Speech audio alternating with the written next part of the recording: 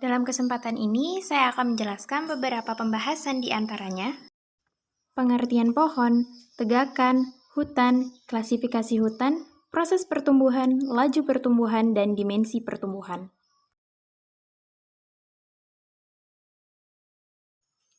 Pohon adalah salah satu habitus atau perawakan tumbuhan dengan kemampuan berfotosintesis sehingga dapat menyerap karbon dioksida dan menghasilkan oksigen. Selama ini, banyak orang yang telah salah mendefinisikan pohon sebagai tumbuhan tingkat tinggi yang memiliki struktur besar. Padahal, sebagian di antaranya bukan termasuk pohon loh. Ada beberapa pengertian mengenai pohon. Yang pertama, menurut Badan Standar Indonesia, pohon adalah tumbuhan berkayu yang pada puncak pertumbuhan batang utamanya memiliki diameter lebih dari 20 cm. Kemudian, berdasarkan pengertian dari Dengler, pohon adalah suatu tumbuhan yang memiliki akar, batang, dan daun yang jelas dengan tinggi minimal 5 meter. Tumbuhan dapat dikatakan sebagai pohon apabila memiliki syarat berupa batangnya berkayu dengan diameter lebih dari 20 cm saat sudah dewasa. Adapun bakal pohon yang diameternya belum mencapai 20 cm umumnya dikenal dengan istilah tiang, pancang, dan semai. Tiang adalah bakal pohon yang belum mencapai ukuran puncuk, tumbuhan dengan diameter di antara 10-20 cm. Kemudian pancang adalah bakal pohon dengan tinggi lebih dari 1,5 meter dan diameternya kurang dari 10 cm.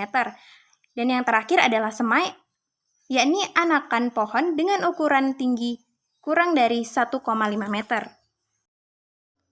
Pembahasan selanjutnya adalah tegakan. Tegakan adalah sekumpulan pohon-pohonan yang kondisinya cukup seragam dalam hal sebaran kelas, umur, komposisi jenis dan strukturnya, serta tumbuh pada tapak yang kualitasnya cukup seragam menjadi suatu unit yang dapat dibedakan. Struktur tegakan hutan merupakan sebaran dan distribusi jenis dan pohon-pohonan dalam suatu tegakan hutan atau kawasan hutan. Berdasarkan struktur umur, tegakan dibedakan menjadi dua, yaitu tegakan seumur dan tegakan tidak seumur. Tegakan seumur tersusun atas pohon-pohon yang umurnya relatif sama, memiliki waktu tanam dan waktu tebang yang jelas. Umumnya karakteristik tegakan erat hubungannya dengan umurnya. Contohnya adalah hutan tanaman jati. Kemudian tegakan tidak seumur, tersusun atas pohon-pohon yang umur, jenis, dan ukurannya berbeda, tidak memiliki kejelasan awal atau akhir tegakan. Contohnya hutan alam dan tegakan agroforestry.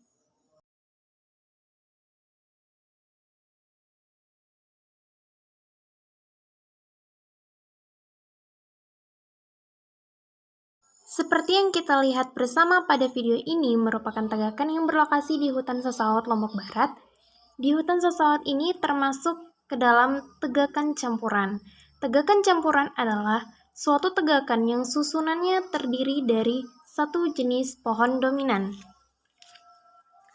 Tegakan campuran memiliki banyak keuntungan ataupun kelebihan secara biologis, di antaranya yang pertama, tempat tumbuh dapat dimanfaatkan lebih baik oleh akar dan menambah daya tahan terhadap angin apabila jenis berakar dangkal dicampur dengan jenis berakar dalam.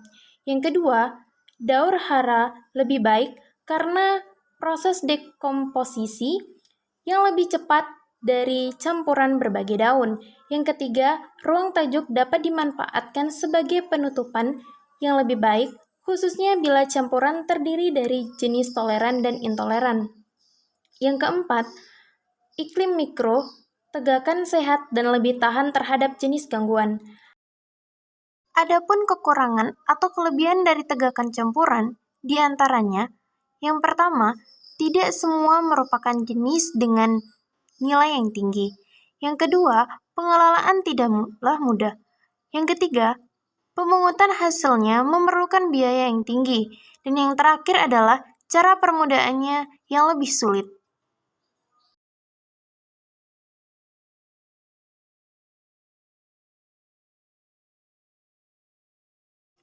Selanjutnya adalah pembahasan mengenai hutan.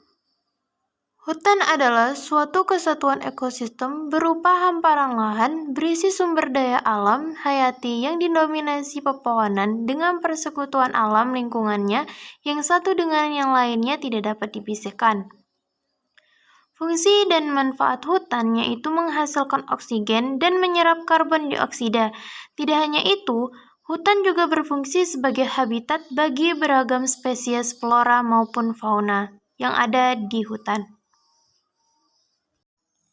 Tidak jarang sebagian orang menganggap bahwa kawasan hutan dengan hutan adalah memiliki definisi yang sama.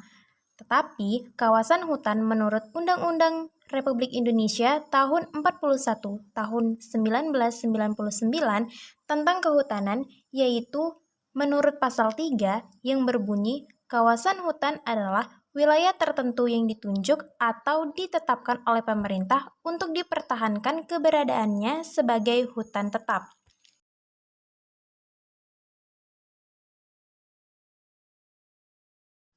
Kawasan hutan sesawat merupakan hutan lindung dan daerah tangkapan air yang memiliki peranan strategis bagi penyediaan air dari hulu ke hilir. Seiring dengan terus meningkatnya jumlah penduduk, masyarakat menggantungkan hidupnya pada hasil hutan sesawat, menyebabkan terus-menerus mengalami degradasi. Perencanaan yang tepat dan baik diperlukan agar pelaksanaan pengelolaan hutan berjalan dengan lancar. Dalam perkembangannya, terjadi perubahan pengelolaan kawasan menjadi hutan kemasyarakatan, di mana saat ini program arah tidak lagi diarahkan pada proses pemberian hak konsesi saja, tetapi juga diarahkan pada upaya pendampingan dan pembinaan berkelanjutan. Berdasarkan klasifikasi hutan dibedakan menjadi 3. Yang pertama, hutan produksi, hutan lindung, dan hutan konservasi.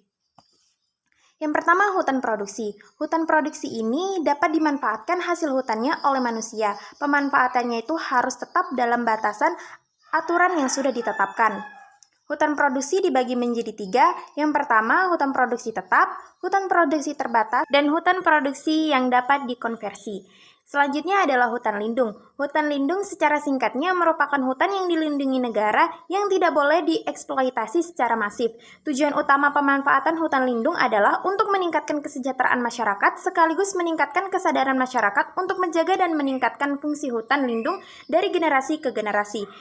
Yang terakhir adalah hutan konservasi. Hutan konservasi memiliki fungsi pokok pengawetan keanekaragaman hayati, baik itu flora maupun fauna, serta ekosistem di dalamnya.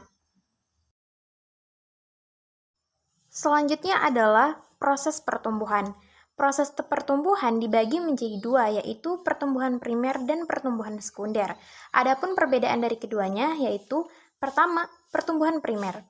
Suatu pertumbuhan di mana terjadi akibat aksi meristem utama yang bisa meningkatkan panjang batang serta menambah pelengkap terhadap batang disebut juga kebutuhan primer. Hasil dari pertumbuhan primer yaitu menghasilkan tumbuhan dengan sumbu longitudinal, yakni menambah tinggi. Kemudian dikerjakan oleh meristem apikal, urutannya sebuah tanaman terjadi di awal, kemudian lokasi terjadinya di seluruh bagian dari tumbuhan atau meristem primer. Kemudian waktu terjadinya dapat berhenti sebelum terselesainya diferensiasi jaringan. Kemudian pengembangannya korteks, epidermis, serta jaringan vaskular primer dikembangkan selama terjadinya pertumbuhan primer. Pertumbuhan sekunder yaitu suatu proses pertumbuhan di mana terjadi aksi kambium di mana dapat meningkatkan diameter sebuah tanaman. Hasil dari pertumbuhan ini yaitu menghasilkan pertumbuhan radial. Kemudian dikerjakan oleh meristem apikal, urutannya mengikuti pertumbuhan primer. Lokasi terjadinya pada Angiospermae serta Gymnospermae kecuali pada tumbuhan monokotil. Waktu terjadinya terjadi di bagian yang matang, kemudian pengembangannya phloem sekunder, xilem sekunder, serta kulit kayu dikembangkan selama terjadinya pertumbuhan sekunder. Selanjutnya adalah laju pertumbuhan. Semua organisme mengalami pertumbuhan dan perkembangan sebagai salah satu ciri dari makhluk hidup. Pertumbuhan adalah proses bertambahnya ukuran yang tidak kembali ke bentuk semula. Laju pertumbuhan merupakan bagian dari produktivitas pertumbuhan berat kering tanaman pada suatu waktu tertentu. Laju pertumbuhan tanaman dapat dihitung secara kuantitatif, yakni dengan cara mengukur pertumbuhan tanaman setiap harinya.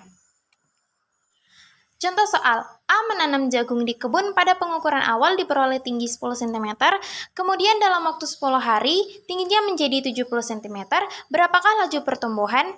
Yang pertama diketahui pertumbuhan tinggi, yakni 70 meter dikurangi dengan tinggi awal yakni 10 cm sehingga menghasilkan 60 cm. Kemudian selang waktunya adalah 10 hari. Kemudian langsung dimasukkan ke rumus. Rumusnya yakni pertumbuhan tinggi dibagi dengan selang waktu.